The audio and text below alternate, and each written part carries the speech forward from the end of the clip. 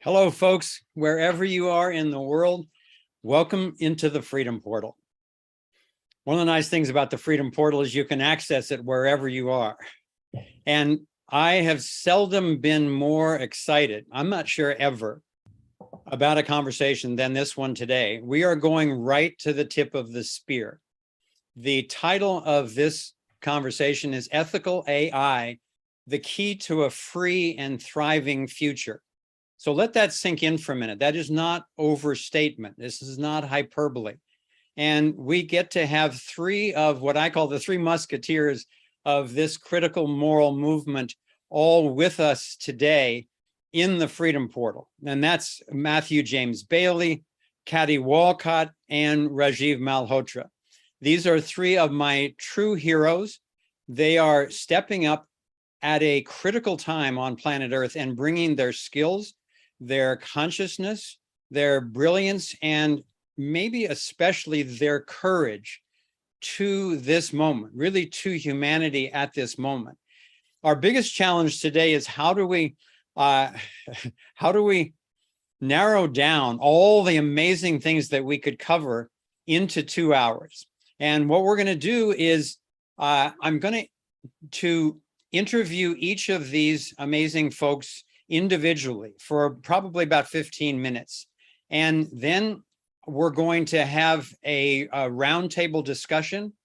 And in between those two, we'll invite the people from the public platforms to join us for a free trial in the Freedom Portal where you can continue the conversation. We've got folks joining us today on Odyssey, on Rumble, on YouTube, on Telegram, Facebook. People are restreaming on LinkedIn, and affiliate partners from all over the world are joining us today with their own social media platforms. So we're at a moment in history where, in my opinion, the major thing that's going on, the drama on planet Earth, can be boiled down to it's a battle between collectivism leading toward global tyranny versus individual freedom, leading toward unleashing our creativity, our consciousness, and our experience of love in ourselves, with each other, with the planet, and with the cosmos. And the antidote to the movement toward taking over human beings with technological, technocratic transhumanism is freedom.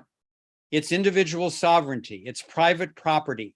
It's starting with our own body and the fruits of our labor and recognizing that that's our own to do with as we want. And then ultimately all of this based on a true free market, all based on the non-aggression principle. So without further ado, I want to bring these amazing folks on. Welcome to all of you. It's really great to see you. Thanks for taking the time on a Saturday in most time zones. So Matthew, let's start with you. How are you doing today? Great. It's wonderful to be here, Foster. Thanks for the invitation. And hello to the Thrive On movement members. Greetings from Crestone, Colorado. All right. Thank you. You can probably tell by the accent, the accent that Matthew is not originally from here. He's truly a global citizen, and we're glad to have him in our region right now. And then Kati, it's your first time on the Freedom Portal. We're thrilled to have you. Where are you and how are you today? Oh, wow. Thank you so much for bringing me today and bringing me here today. I am so excited to be part of the team, and I'm humbled by your introduction. Thank you so much. I am joining you from not so sunny California. I'm up in the Sierra foothills, and I am excited to be here with the Thrive On movement. Thank you. Thank you. And welcome back, Rajiv. Some of you know Rajiv already because we got to do a 2-hour conversation with him a few weeks ago, and he's now back from the India part of his book tour and about to start his US version. So Rajiv, have you recovered from jet lag yet? Well, thank you so much. Glad to be here. I'm in Princeton, New Jersey. Just got back from India, where I was for 35 days and still recovering. Okay, well, it's great to have you with us. And what we're going to do is I'll I'll interview you one at a time, and I'll have the other two go mic and camera off while I talk with one of you. Then I'll bring you all back for the roundtable. And I'm going to start with Matthew. And I'll do a little bit more of an introduction now of Matthew, because it's important that you kind of catch up with who this guy is on planet Earth right now. So Matthew James Bailey is an internationally recognized authority on global AI ethics. He's also deeply knowledgeable in the realm of consciousness development, and he's bringing these two together. Matthew is the author of Inventing World 3.0, one of my favorite new books. This thing is outstanding. We'll tell you the links later on for finding this, but Matthew has done an amazing job of gathering together what's going on and what needs to go on in order to go forward harmoniously with AI. He's also the inventor of new ethical AI methodologies and education programs. And we're going to talk about that specifically today. So Matthew, let me just start by saying, why do we need ethical AI? So that's a great question. So let's approach that from two aspects. First of all, we have a timeline in action at the moment, which is transhumanism, which is a deletion of our sovereignty, which is an outsourcing of our consciousness to machines, and a deletion of our unified field. Life does not flourish. Ethical AI puts in a brand new polar opposite timeline where basically life flourishes. The ethics embodied within AI understands the individual, our cultures, our spiritual traditions, and supports us to truly thrive and to attain new potentials as humanity and discover more of our consciousness. Okay, let me start by sharing my screen for a moment. And because in the Freedom Portal, we really like to define terms, and I love that you do also, and that you really do that thoroughly in your book. So I want to start in with the definition from your book, Inventing World 3.0, of artificial intelligence. It says, artificial intelligence is a human-created intelligence that is non-organic and is therefore classified as artificial. It exists and lives within the digital world of computers and computing systems. Okay, so then what's ethics?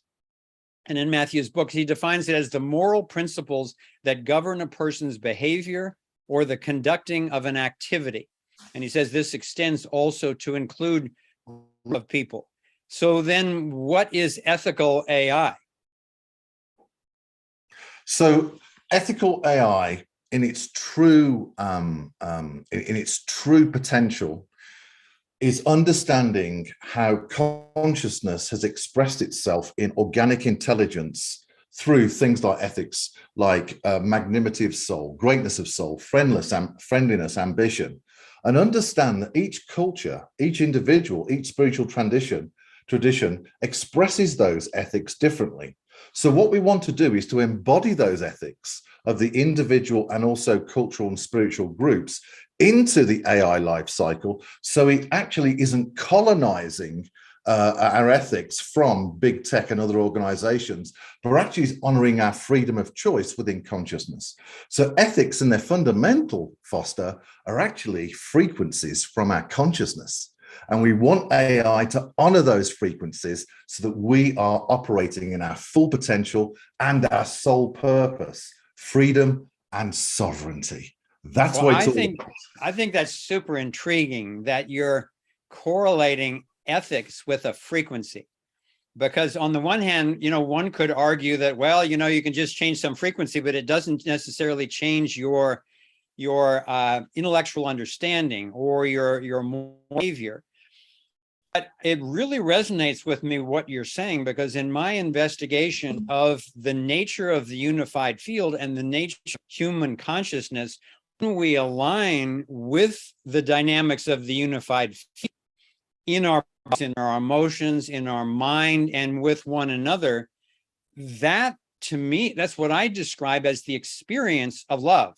You're saying, I think, is that alignment has a frequency in relation to the unified field that then expresses itself as ethical behavior. Accurate? Yes, that's exactly right, Foster. This is the real truth and potential of artificial intelligence. If we study human intelligence and consciousness, then we can start to uncover formula for how we actually embody ethics within AI and benevolently shepherd it towards this new potential timeline where what I call the cultural singularity or the soul singularity, where we are thriving as a human species in our gifts, in our purpose, and in our experience of consciousness. Well, you know, also in your book, you went all the way back to Aristotle. And Right. I found that very intriguing because, as all of our network knows, I'm a fan of the non-aggression principle as the true north of a universal morality, not only for humanity, but for all of the cosmos. So I was reading through your summary of Aristotle's ethical, moral and ethical virtues. And so I was checking them off against the non-aggression principle. And they are great virtues. They include courage, moderation, magnificence, greatness of soul, which is magnanimity, ambition, gentleness, friendliness, truthfulness, wittiness. Now, there were 11 of them. That's 9 of them. There was 2 others, liberality and justice. And actually, those are as wonderful as those other virtues are, I think that they come after drawing the boundary, protecting us from unethical behavior. And liberality, your definition in there of liberality is the respect for political, religious, or moral views, even if you do not agree with them. So that doesn't mean someone can hit you over the head, but it means they can have a different point of view. That's really, really key these days when literally the entire humanity is being polarized by one facet of identity politics after another. And we're being, in my opinion, essentially set against each other. So Right. what role in AI ethics do you see that the non-aggression principle of actually guarding against anyone initiating force against someone else, except in self-defense? What role do you see that playing? Right, that's a great question. So first of all, AI is a mirror back to us. We've been given a choice whether we want to, how benevolently we shepherd this artificial intelligence, how benevolently will we create it, how benevolently will we use it to bring us into new potentials and new systems about equality and freedom. So actually, as we look at inventing this intelligence, Foster, we're actually being invited to choose which are our virtue ethics, which are our values that we honor, and which ones do we want to take forward as a new foundation for humanity, and which ones do we want to let go of. And so this is a real mirror back to us to say, hey, listen, this is who I am. And these are the virtue ethics, and these are the principles I want to take forward. Now, when it comes forward, when it comes to the non-aggression pact, I think we have to be a warrior and a priest or a priestess at the same time. We offer the hands of love to others to come and play together and collaborate together. But at the same time, we're a warrior ready to defend our truth. And so that, I think, is something that the non-aggression pact beautifully understands, is we must defend truth, but also we're open to collaborating with others. Well, the other virtue that Aristotle noted was justice. And you described that as the fair treatment of people. Laws are based on the principles of justice. Equal and democratic rights are strongly associated with justice and fair play. So I want to dissect that for a minute, because what I notice is the political right tends to have liberty as their core moral compass, and the political left tends to have fairness.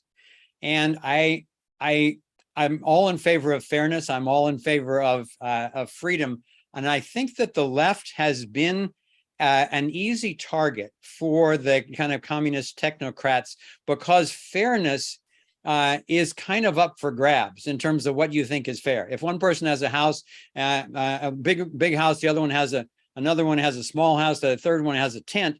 Well, you can say, well, it's only fair if I come and take property away from the one person to give it to the other. And so you're off into the races without noticing that the fundamental aspect, in my opinion, of fairness is not violating that person or their property. And the same thing goes for democratic rights. If we define democratic as rule by the majority, then, you know, a lynch mob had a majority, but they certainly weren't ethical or fair.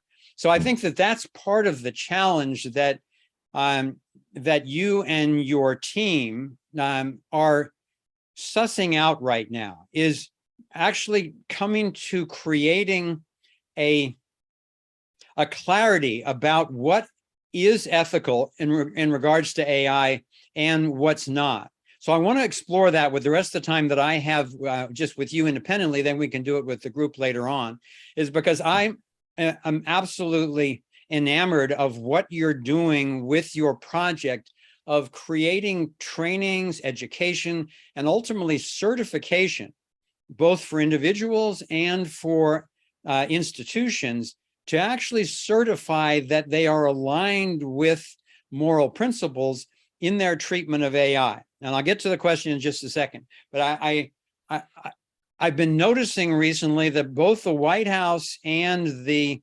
World Economic Forum have come out with their ethical AI Bill of Rights. You know, it's barely kind of the White House came up with it, and now the WEF is strongly promoting it, which makes me think there was a collaboration there in the first place. So if we've already got the ethical AI Bill of Rights, why are you bothering to do all this exploration into what are the ethical principles of AI?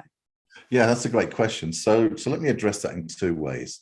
To understand truth, we have to go back to the source, which is consciousness.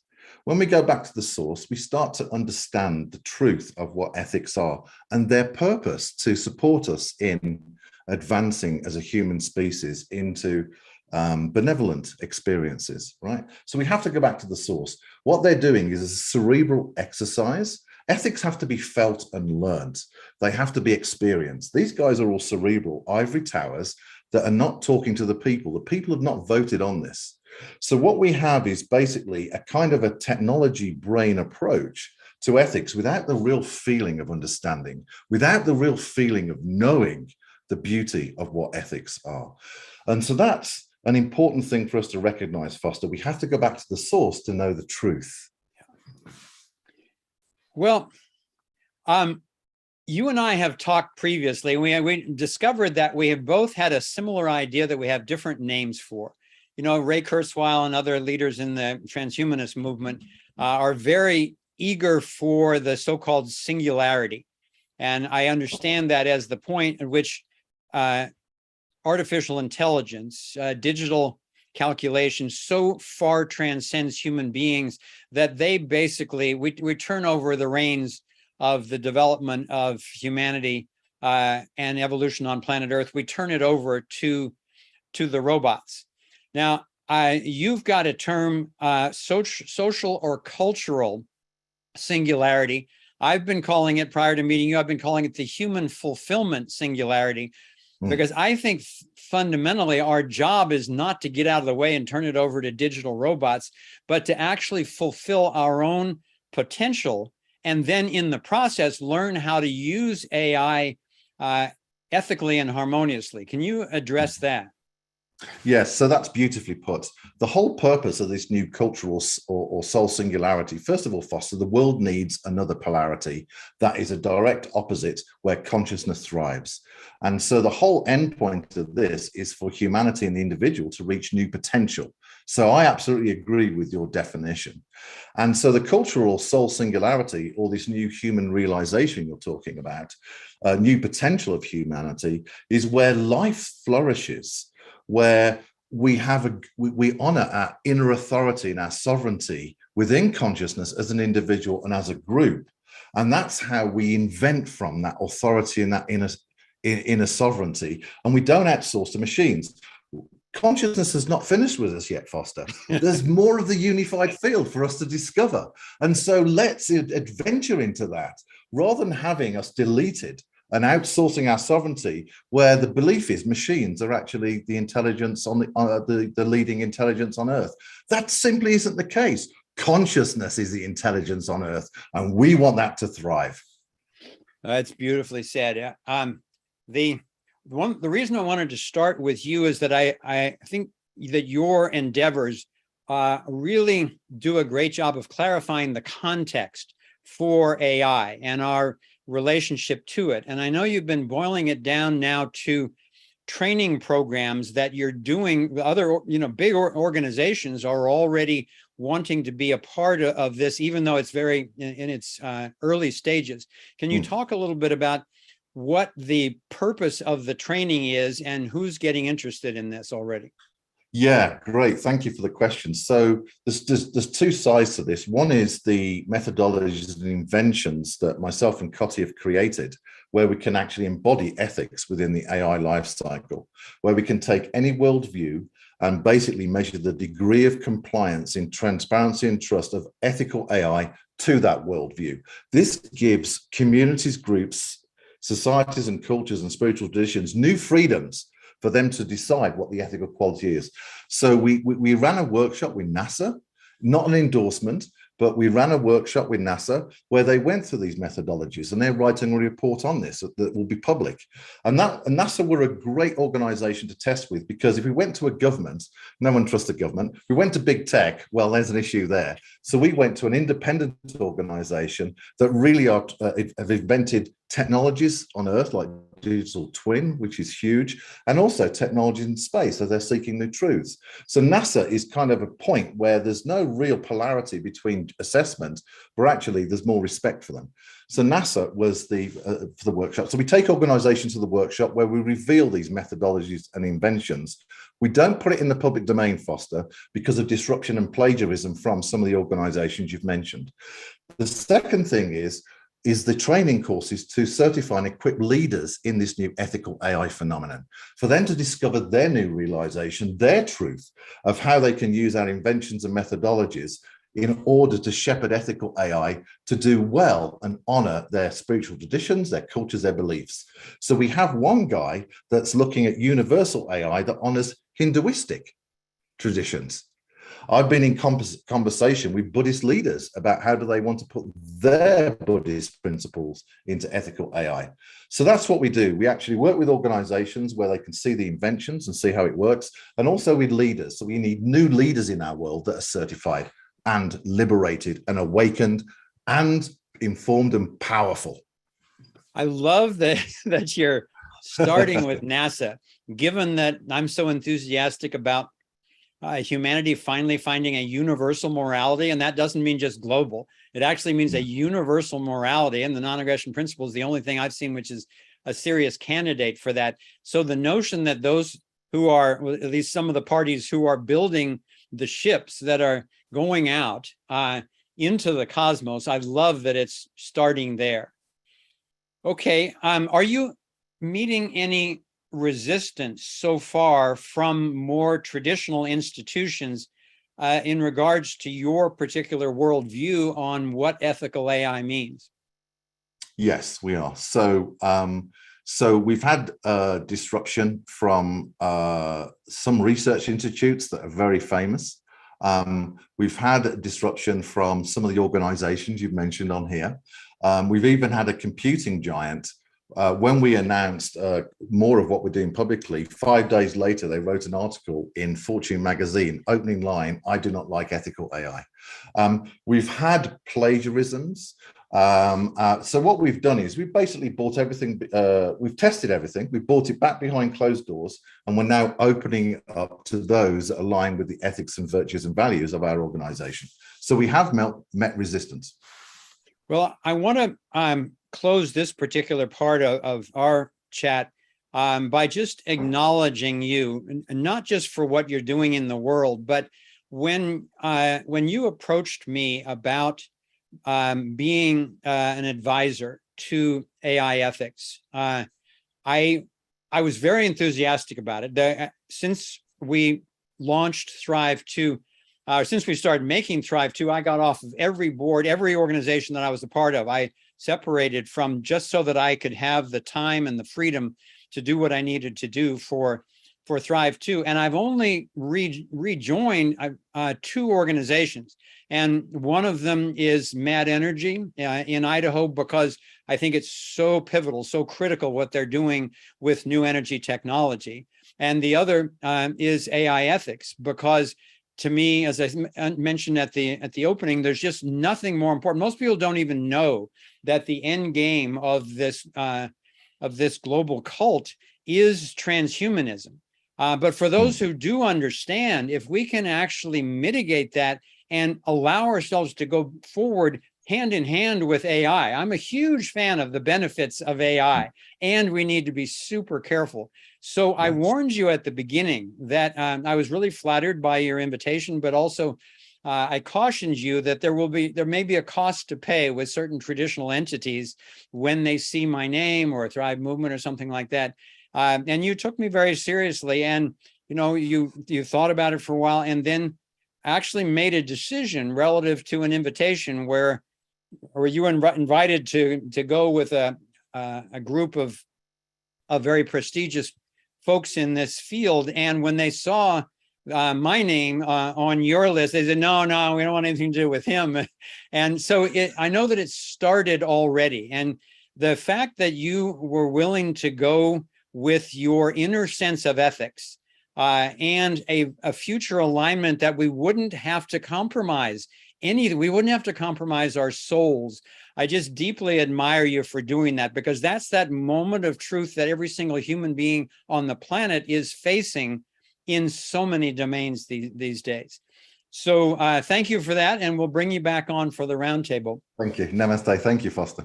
You're welcome. And so before we bring on Kati, who I want to address these issues next, I want to show you a quick clip, because for some of you, the notion of AI may become somewhat foreign or new, AI ethics even more vague.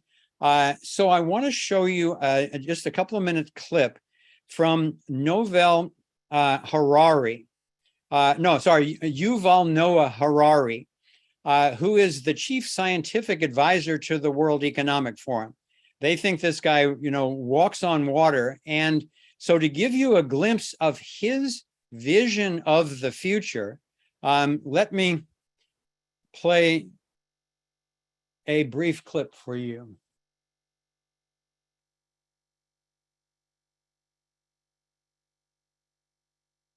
Okay. Many tyrants and governments wanted to do it, but nobody understood biology well enough. And nobody had enough computing power and data to hack millions of people. Neither the Gestapo nor the KGB could do it. But soon, at least some corporations and governments will be able to systematically hack all the people. We humans should get used to the idea that we are no longer mysterious souls. We are now hackable animals. Data might enable human elites to do something even more radical than just build digital dictatorships.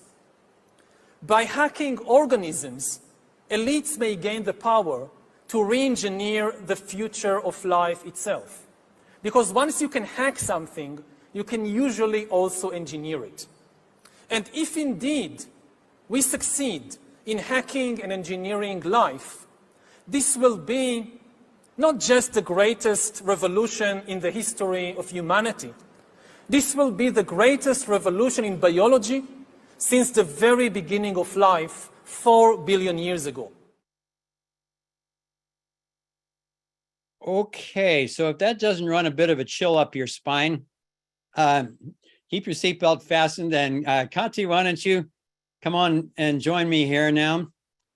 And okay, hold on a second. I have to calm down after that video. Well, that's probably a good idea for all of us to take a deep breath on that one. So let me tell you a little bit more about Kati before we jump in here. So Kati is the CTO of Ambient Science at the Global Digital Science Consortium. and she's also the CTO of AIethics.world. Note that website, and I'm sure it's in the chat and will be frequently. That's where you can get access to these folks. She's also a tech genius, in my opinion, at the cutting edge of the human digital interface. She's created numerous patents in the fields of ambient science, orchestration, service management, edge computing, and data science solutions.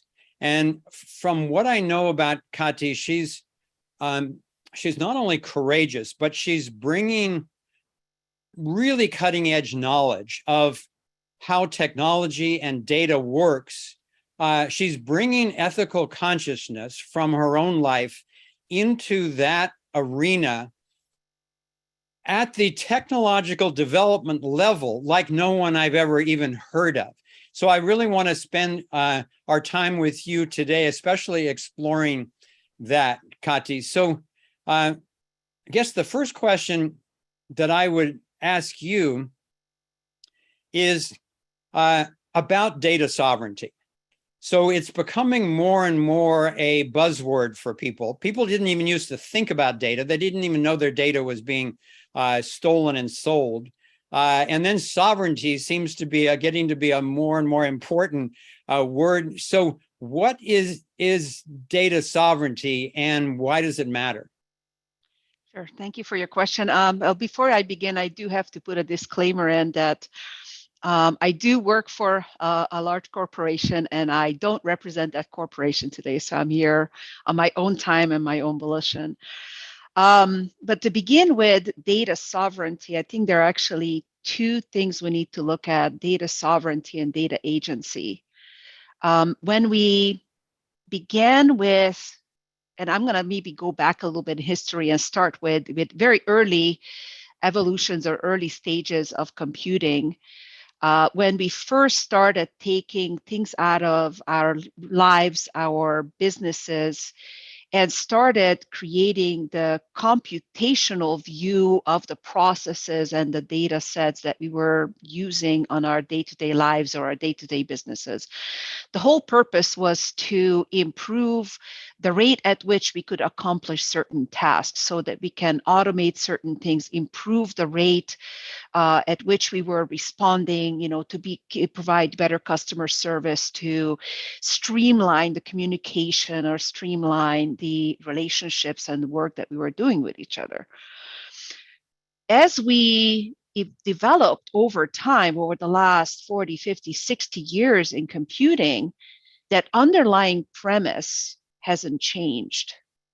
So in today's technology and society, there is no such thing as data sovereignty and data agency for two reasons. Number one, individuals are not part of that particular level of digital essence or digital life. We are only able to a very, very rudimentary level to interface using our keyboards, using our phones, using our words. If we're talking to voice-activated systems, we are only able to rudimentarily interface with that digital realm, and we are actually not part of that realm. So one of the main reasons why we don't understand and are not part of the digital sovereignty and digital agency and in the sovereignty of data and the agency of data is because we are not actually aware of it. So we don't have the consciousness that data, data composers, data acquirers, data storers, data, entities that transmit data and store data and use data and analyze data and infer data, they sit in this digital realm and we are not aware of it. So in order for us to be able to do that, we actually need to have awareness.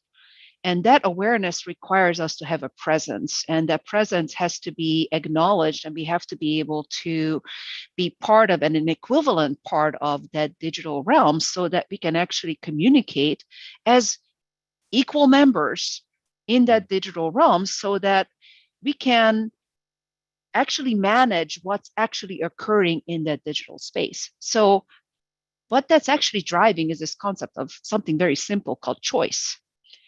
So we don't actually have a choice. And we don't have a choice, and we don't have awareness, and we don't have a presence. So everything on the digital realm just occurs without our knowledge. So the concept of data sovereignty and data agency today is actually not possible. So one of the things that I think I shared a talk that I did at one of the IEEE Futures events where we were talking about how do we actually create this data agency and data sovereignty by actually creating a view of us or a version of us in the digital space that could represent us at the speed of light, and could represent us with the rights, privileges, rules, and regulations of who we are in the physical space, and create that equivalence in the digital space. That is the first step towards agency and sovereignty of data, is that presence.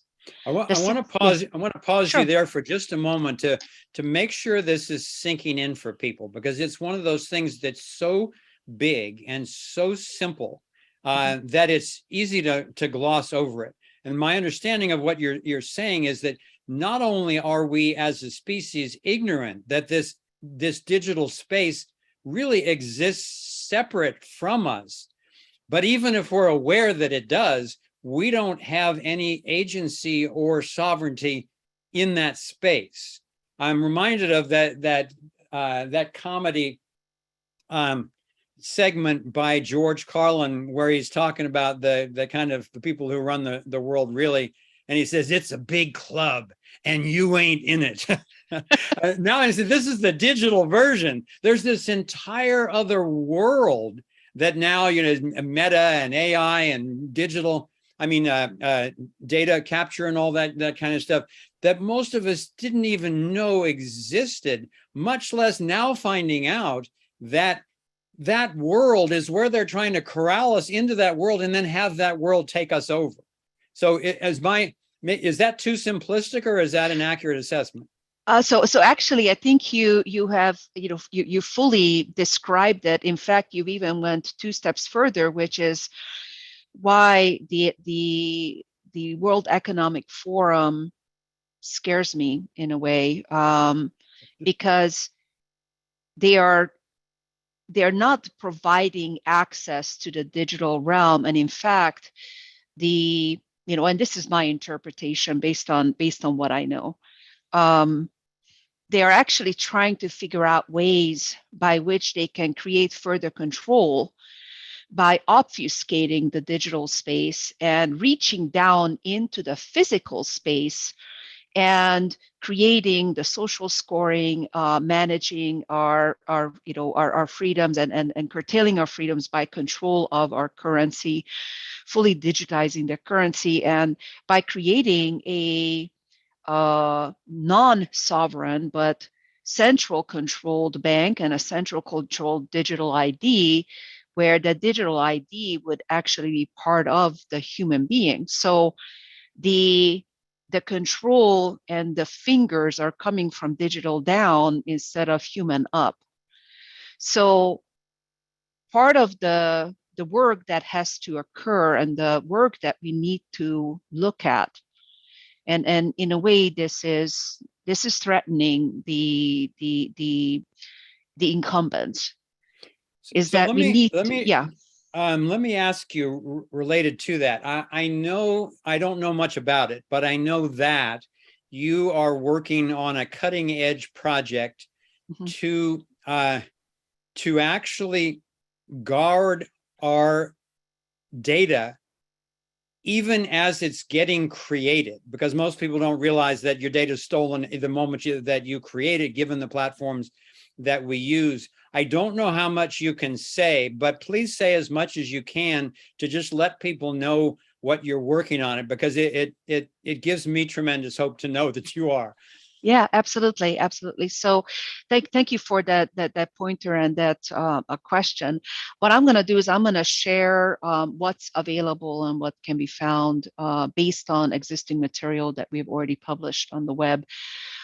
especially the conversations that I had with, and I put into the links from IEEE as well as Seeking Delphi.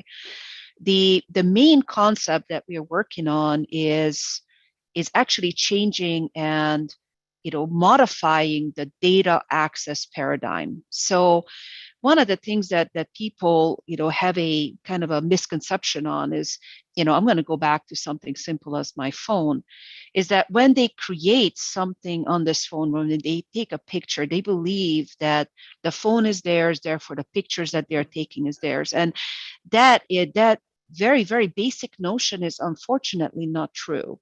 There is a contract that you sign with Apple, although Apple is working very hard to provide some amount of control back to you. But you actually sign a contract of adhesion with the devices that you're working with Facebook, Meta, that you are engaging on social media, with LinkedIn, Microsoft, when you're working on LinkedIn. And in virtually every engagement, you have this contract of adhesion. And I'm not a legal expert either, but my understanding of contract of adhesion is that that third party that is about to create, construct, store, transmit your data is essentially creating an agreement with you. You're not a party to that agreement outside of agreeing to it, to say that whatever that's going to happen with that data is up to them. And there is really no way that anyone in their right mind would read the 8,000 to 9,000 pages of that digital contract. So we all agree that we will do that, and really not understanding what is actually going to happen behind that. So the work that we are doing is actually fundamentally very, very simple. But technologically, and based on where we are and how we developed and what the history of computing is, it's revolutionary, because we have to get in front of the paradigm of data composition and data creation by creating that entity that I talked about earlier, and then the transaction and contract that has to be there in order to control what is about to happen. We cannot engage with that data after it already been acquired. So we are trying to get in front of that with agency and sovereignty, with rules and contracts. And the conversation that you had earlier with Matthew around these,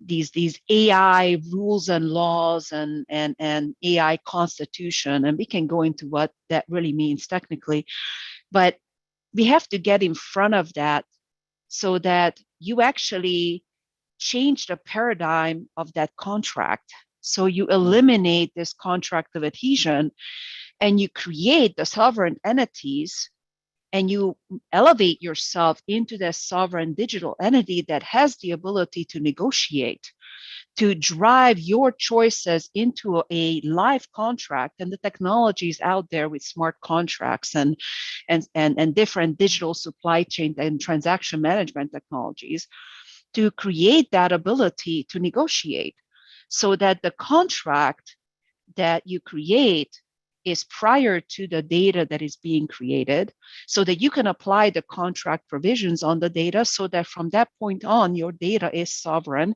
and you actually have the ability to manage it. So conceptually, this is actually a very simple idea, but the technology and the enablement is where the rubber meets the road. And that's where we are looking for help. It's somewhat like the new energy technologies. Once someone has discovered how to access the energy of the field, it's not all that difficult. Then the problem becomes more one of politics and security. Right. Will the powers that want to control other people allow freedom to actually be on every level of human endeavor? And their indications are not so far. Now, one of the other things that you've helped educate me on is that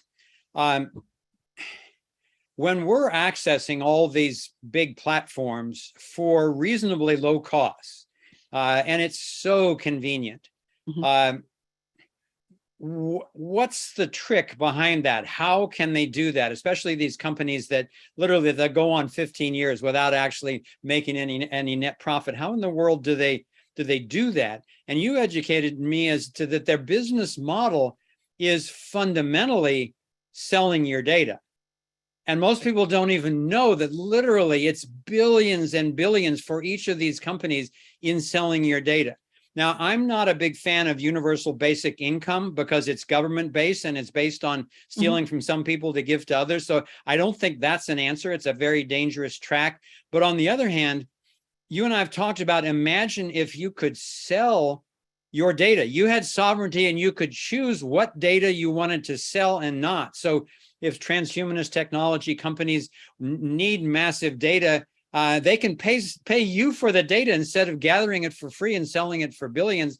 And think how many people could make significant revenue just simply choosing whether or not to sell their data. So can you talk a little bit about the challenge of these companies, if we go with ethics, needing to change their business model?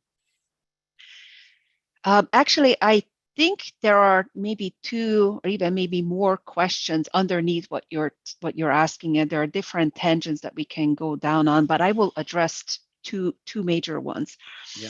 So if I look at the existing contract of adhesions, I'm gonna pick on Meta because they're easy to pick on. In the Facebook contract that EULA, that user agreement that we sign, we essentially sign away the rights to that data. So people, it was very funny, every once in a while there are these little posts that come out that say, I do not give permission for Facebook to use my data, take my data. Well, those posts are not worth the bits and bytes and the microns of the microvolts of power that it takes to actually create that content, because it doesn't do anything. The pure purpose of Facebook and Meta is to collect data and sell that data either directly or indirectly, or infer direction or infer insight out of that data. If you're looking at the data paradigm all the way from unstructured data to insight and even wisdom, the whole purpose is to create value behind that data that can be sold. And their only cogs, their only expense in that is the computational power it takes to achieve that purpose. Mm-hmm. Because we are not part of that equation. We are just a free, a raw source of oil into that paradigm. So we are the dead dinosaurs that are becoming oil eventually, and providing that raw source material to Facebook Meta to do with it as they wish. But we signed away that right. So we really don't have the ability or the recompense to actually change that. So the paradigm is, and initially, I think we need to have the choice whether or not we want to do that or not. And that choice is currently not available. And by the way, let me just interject for a moment that for those of you who are listening on Facebook, I still have a Facebook account. We have hundreds of thousands of followers on Facebook. I think Facebook is a fantastic tool. And for those of you who might be listening from the censorship department or something like that, we're not trying to get rid of Facebook. We're simply saying facts in order to try to liberate Facebook so that it can become, again, a thriving tool for humanity. Otherwise, it's going to go the way of Twitter. Twitter is in the process now of getting liberated. And a lot of people are losing their jobs if their goal was to censor and control people's behavior. So we're on your side, but we have to get honest about this stuff. Absolutely. And personally, I have a Facebook account too, and I use that to keep in touch with friends and family and to reach a large audience in some of the thinking and find fellow travelers who are thinking the same. I actually like Facebook, and I think Meta and Meta strategy is actually brilliant in creating more and different ways of accessing content and data and getting there. But I think that there is an opportunity to modify and actually pioneer the relationship between the digital entity of Facebook Meta and the digital entity of humans in order for us to have a different type of relationship, and a relationship in which both entities actually can, have a choice and negotiate that relationship more effectively. So there is an opportunity to create control on both sides, and it will not change, and it may actually give active permission to content that Facebook Meta can monetize in the way they want. Yes. It also gives an opportunity for individual sovereignty to choose when they don't like where it went, or where they have an opportunity to make a different decision on certain data points. It may actually also drive some economies of scale for different use cases where it makes more sense to share in the revenue and income versus, being a pure, free model. Yeah, I think I want to wrap up this particular segment on that note, because that's a very positive win-win perspective, which I think is going to be necessary. What we're doing in the Freedom Portal now, we did 2 years of explorations of every single sector with lots of experts, deep dives into each of the major topics and so forth. And now what we've pivoted, and now we're really focused on solutions. So we still got to talk about the realities of the history and the situation that we're in. But one of the reasons I wanted to have all three of you on is that you're involved in such brilliant and viable solutions. And I love that perspective on the digital sovereignty and how we can handle data in a win-win way in the future. So, okay, so if you go camera off for a few minutes, we'll bring Rajiv on, and then we'll afterward, we'll do a roundtable with all of us.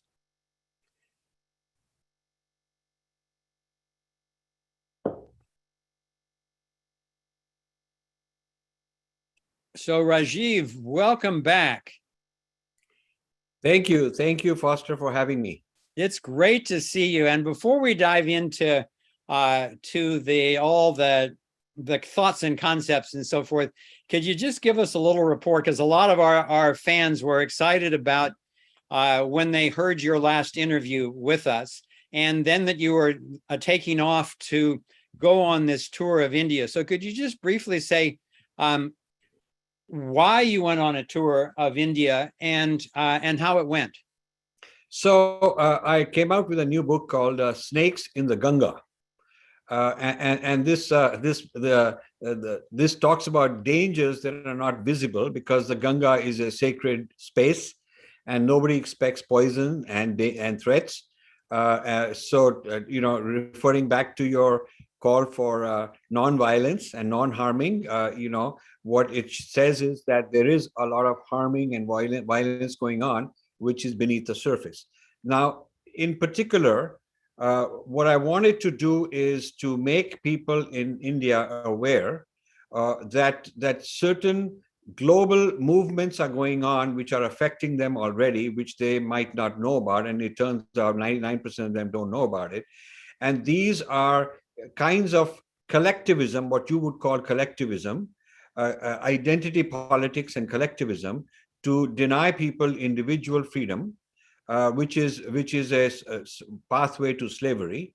And these, you mentioned the problems that this poses, but there's another level of problem on top of it, which is when the controllers, when the people who control, the nexuses that control, are living in another continent, and the people being controlled are not even aware of it, not even participant, then the level of control is even worse. So I'm talking about sort of a return of colonialism, where technology, the data haves and have-nots, what Kati talked about, when you look at it, the entities that control all this AI and the new data tend to be, American companies, the Chinese government, maybe some other Western governments.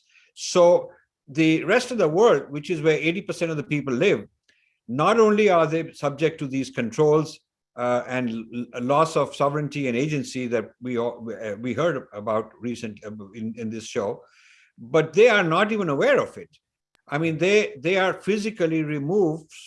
They don't understand. They don't read this stuff. So I want to be a voice for that.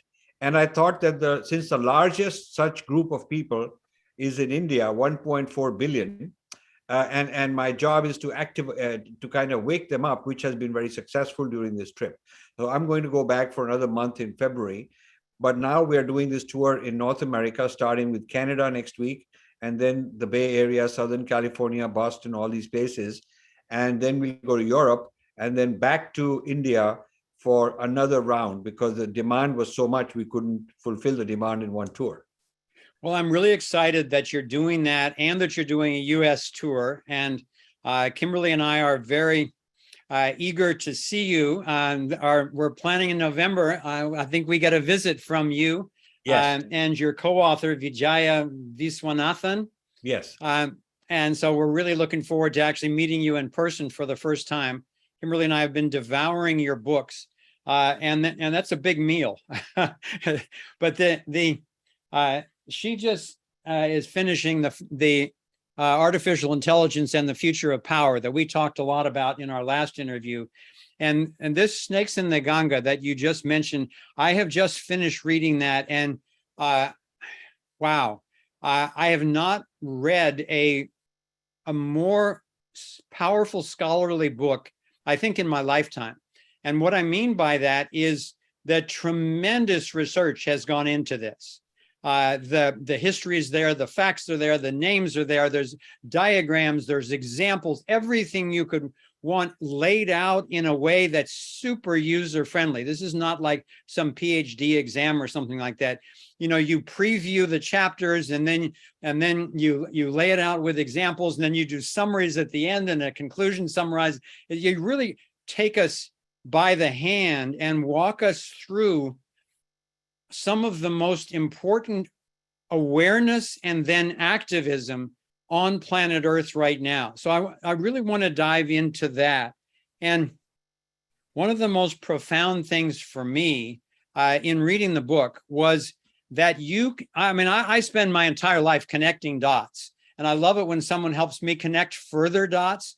And as I've been watching the wokeism take over in the US and take over the media and take over Hollywood and take over our universities, now and then the high schools, and now it's getting down into the elementary schools, I thought it was just kind of some passing ignorance that was being used, yes, to gain power, but I didn't realize that the history going back to bringing cultural Marxism and postmodernism together into a tool of the global elite to use for this technocratic takeover.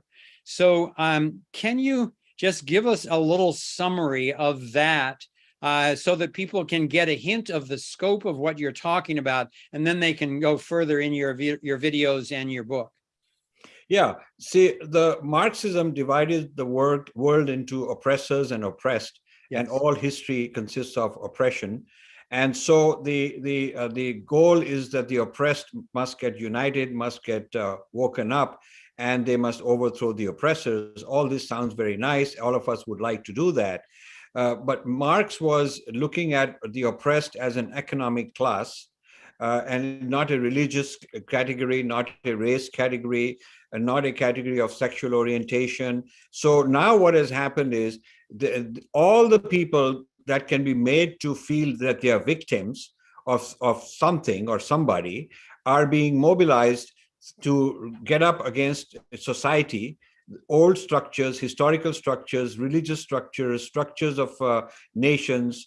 Family as a structure is being attacked, because the view being made is that civilization as we know it has been the construction of oppressors for their own benefit, and civilization as we know it must be dismantled. Well, you know, the people who are behind it have no experience reconstructing something better. They have no experience building anything. It's a destructive kind of a mentality. So it will lead to further problems.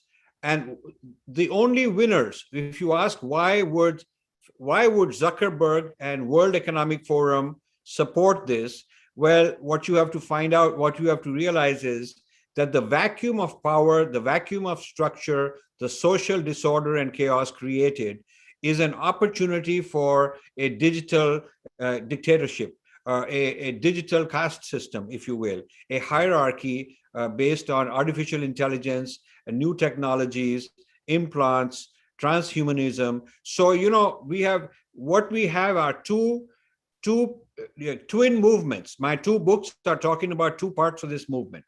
The AI book, which you showed earlier, mentioned the sort of things that concern Matthew and Kati, and the second book that you're reading, Snakes in the Ganga, talks about the dismantling.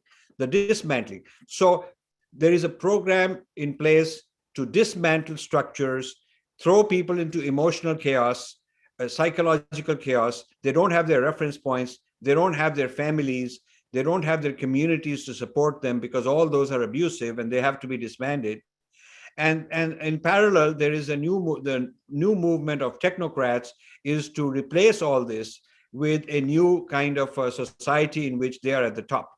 Now, everybody knows the problem with the social credit system that China has, where they are scoring people in the provinces to see who is good and who's not good according to Chinese policy, and then they're rewarded like a frequent flyer program kind of a thing on a national scale. So everybody has this kind of a thing going on. Well, in fact, Facebook and Twitter and all these guys, social media, are doing the same. I mean, they are scoring us with our data in accordance with their understanding of what is socially acceptable, what are the community standards, what is their criteria of hate speech, what is their criteria of fake news, who gets to decide. So they put algorithms in place to do the job of hundreds of millions of human beings by scoring all of us all the time. And this kind of AI-based scoring system is managing individuals towards a kind of a hierarchy of power. And the corporate equivalent of that is the ESG movement, which World Economic Forum started. This ESG movement, which sounds very nice, environment, we all want to have a good environment, social justice for the S, we all want social justice, and G for the governance, and so on.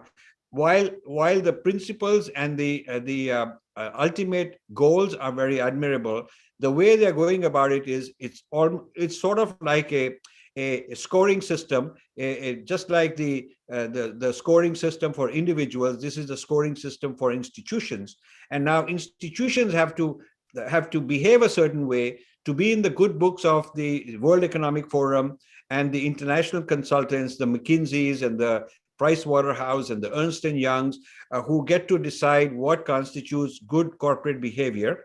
And so that is a social credit system for corporations.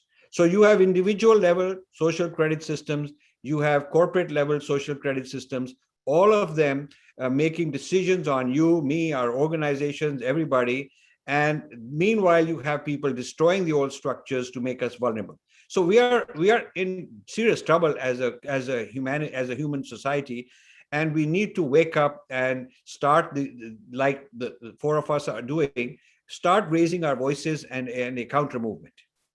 Can you also help people understand the role of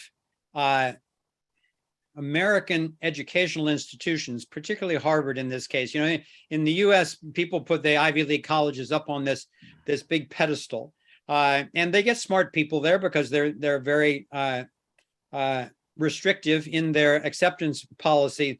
But it's really, many of these universities have become not only the academic establishment for the East Coast Washington consensus, but they've become the major nests of wokeism, and especially Harvard. I knew something about Harvard's role in this, but your book just rocked my world on that. Could you describe briefly the role of Harvard and particularly Indian billionaires in this movement to to take over the world through wokeism.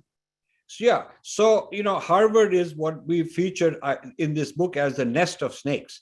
The snakes seem like, to people in India, the snakes seem like a random person here and there, and they haven't connected the dots, and they don't know why there are people doing all these things. But Harvard is a systematic, institution on an industrial scale, developing these ideologies, turning wokeism into different cultural forms. So wokeism started as an American phenomenon, talking about, blacks and whites and racism and so on. But then there is an Indianized version, there's a Japanese version, there's a Singapore version, there's a French version.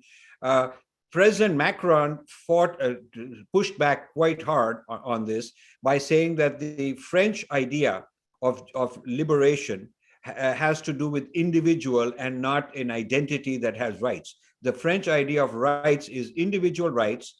So he said a Muslim has the same individual rights as a non-Muslim, but the Muslims collectively in France don't have any special rights. Nor do Christians, nor do whites, nor do blacks. People do not have collective rights. They have individual rights.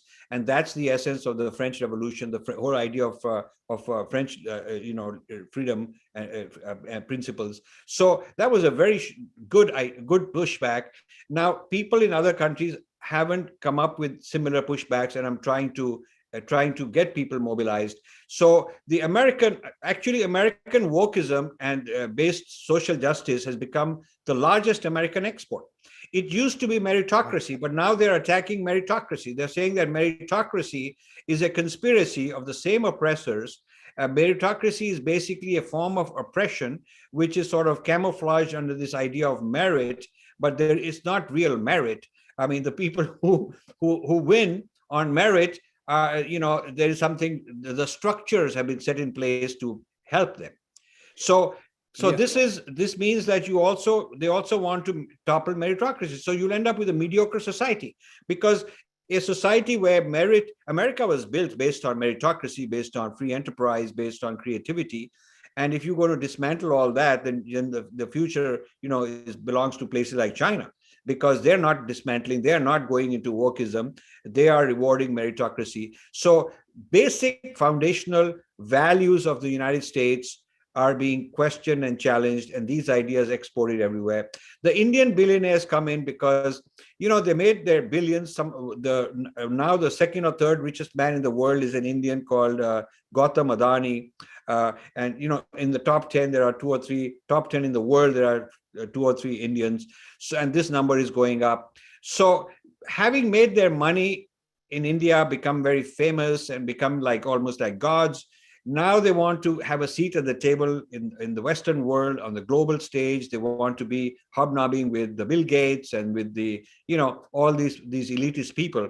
And a quick way to do that is to dump some tens of millions of dollars at Harvard and have a big building and have a school named after them and have their kids going in there and be felicitated by the president of Harvard as some big, very noble philanthropist, and sort of like the new Rockefellers and Carnegies and so on.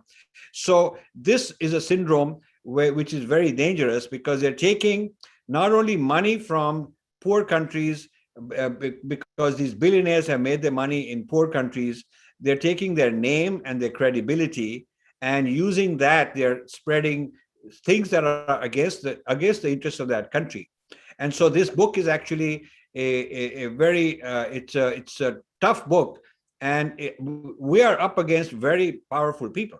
We are not only up against powerful people in the United States like Harvard, and a whole lot of wokeism type people in the fringe left of the Democratic Party, but we're also up against the billionaires in India and much of the media in India, because there is and the people in India love to go to the World Economic Forum. If they get their name in, they think that they've made it. They go and tell their whole community.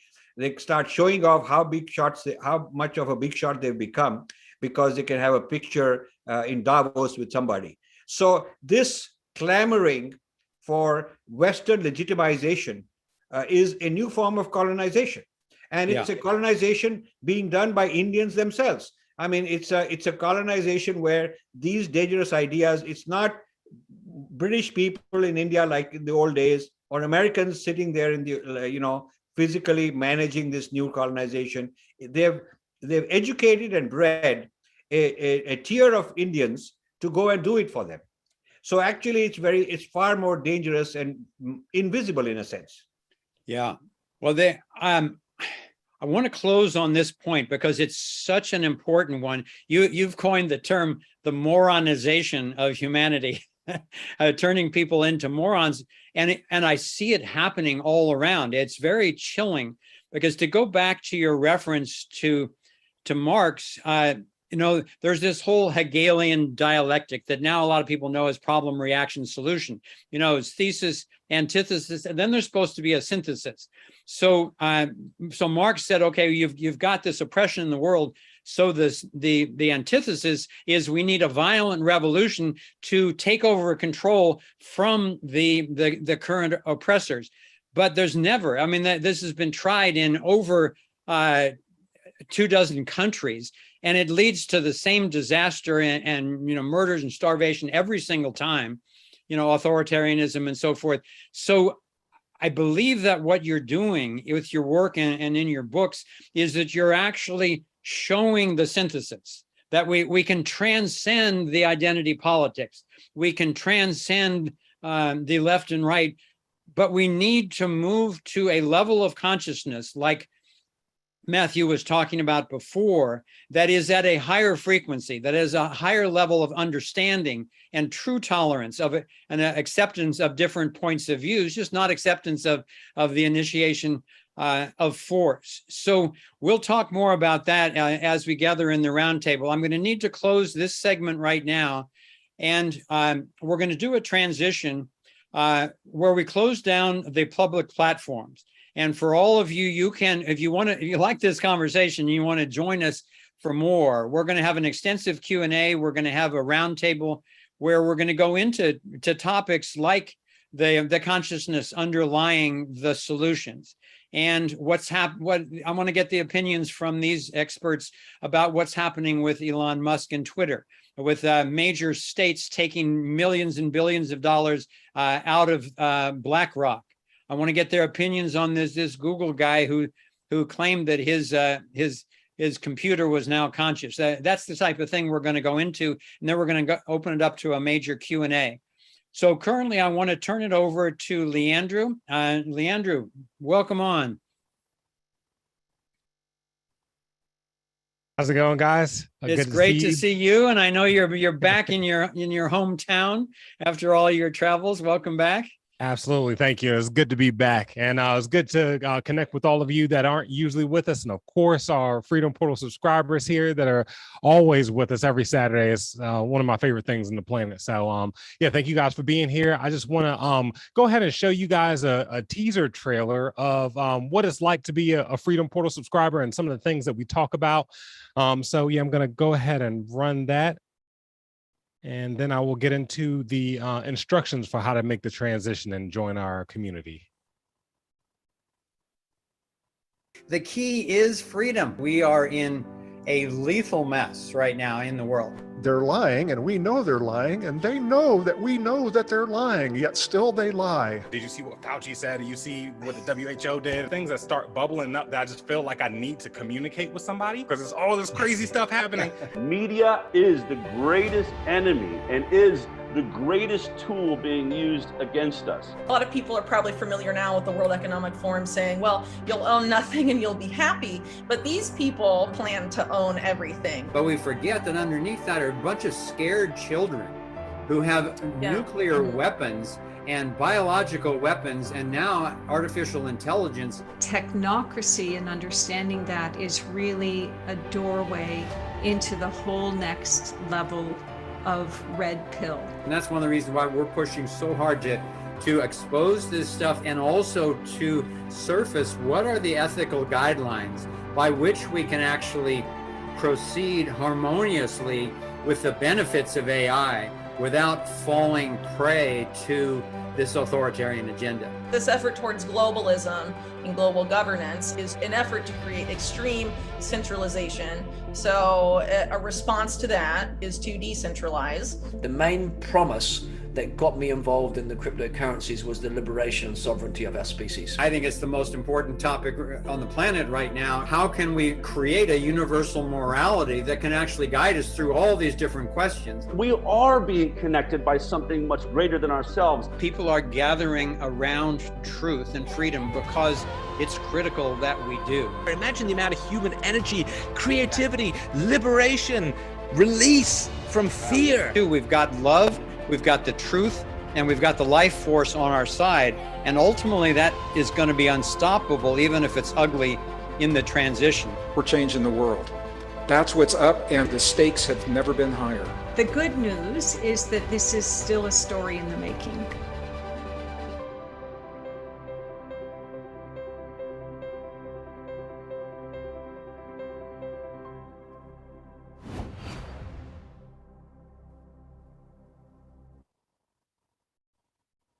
All right. So now to walk you guys through how to actually make the transition and come join us in the Freedom Portal. So you're just going to go to thriveon.com. And once you click to start your free trial, you're going to be presented with the options that you have for subscribing. You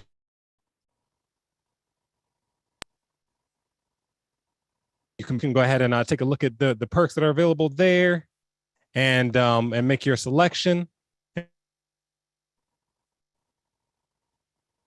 And as with most subscriptions, we quit if at any point you decide that you don't want to be a part of our community, but we're certain you will.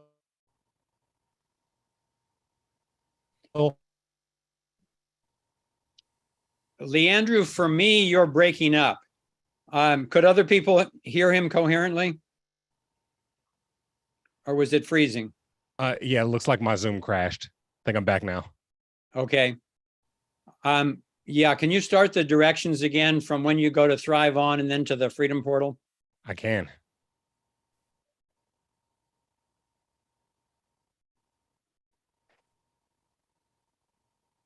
Okay, so you're going to go to thriveon.com and click Start My Trial. And it's going to take you to the page where you actually have your options for subscribing. You can choose to be an explorer or an angel. You can choose to pay monthly or annually. So you're going to go ahead and make your selection there and click Start My Trial. And as with most subscriptions, we're going to need your credit card, but you can cancel at any time if you decide that you don't want to be a part of our community. But I'm certain you will, because we got a lot of great content, a fantastic catalog, and a great community here. After you go through that process, is going to take you to the thank you page, and you're just going to click return to the Freedom Portal catalog. And once you do, it's going to take you back to the catalog page, and you're going to click sign in to continue, not get access now because you've just subscribed. But just go ahead and click sign in to continue. Enter the credentials that you set in the subscription process.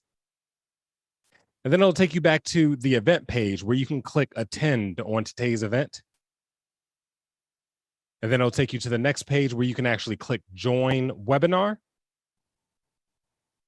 And then that's going to bring you back into the Zoom with us, where you'll be able to continue the show and be a part of our conversation here that we're having in Zoom. So we're looking forward to connecting with any of you guys that decided to join us. And I'll turn it back over to Foster to continue the show.